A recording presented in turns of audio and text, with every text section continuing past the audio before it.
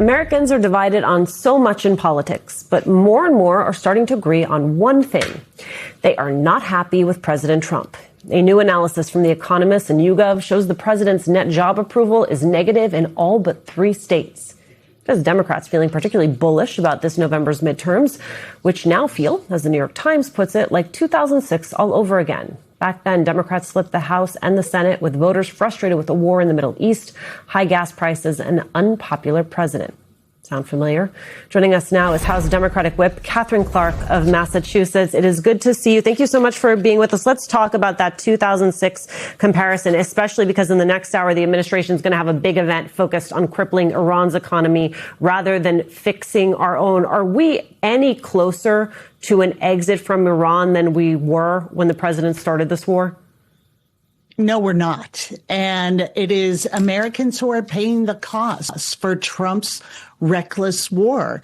All it has done is endanger our troops, cost us money for defense, and driven up the cost of gas in an environment where American families are already struggling to provide the basics.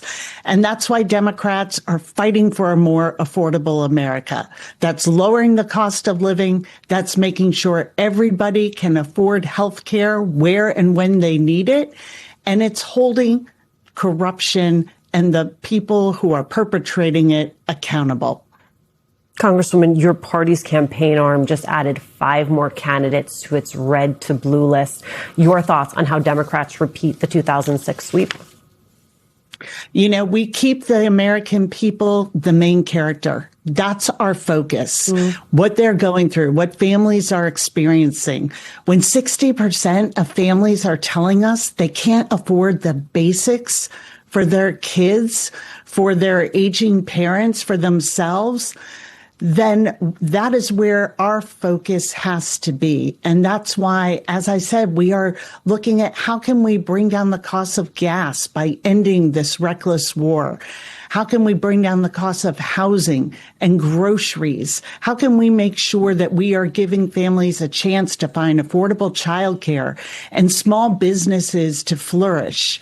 And all of this, we see a Trump administration that is completely cut off from what the American people need, and Republicans in Congress that are just following the Trump administration's every whim.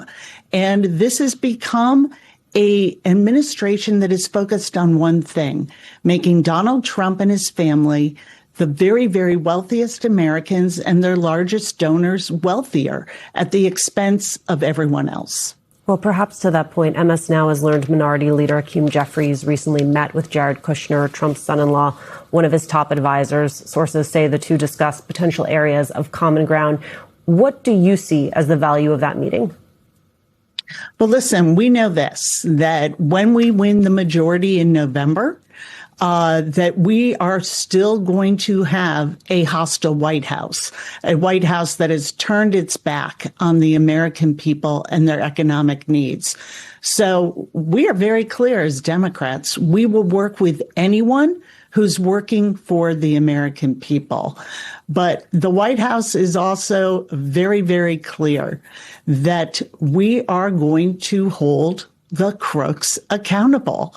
And so we will work with the White House. That's going to be part of our job and priorities, but we are going to do everything we can, use every tool we have to make life easier and better for the American people. If the White House will join us in that, that is a win for the American people. If they won't, we are going to continue to push and do what's right for working people across this country who have waited far too long for this economy to work for them.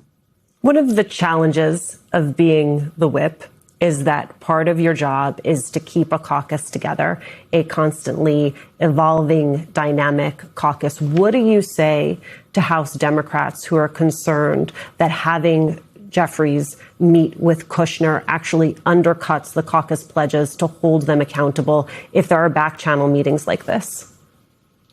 Yeah, I am not at all concerned about us not doing everything we can when we get subpoena power, when we have the chair people of the oversight and judiciary committees. This is a key piece of our work, and it's the third prong of what we are talking about and the message we're delivering and winning on. Reducing your cost of living, allowing access to affordable health care, and making sure that we hold those who have been using this system to line their own pockets accountable. And that includes everyone from Donald Trump to Jared Kushner to anyone else who may have used taxpayer money to line their own pockets. That's the work we're going to continue to do.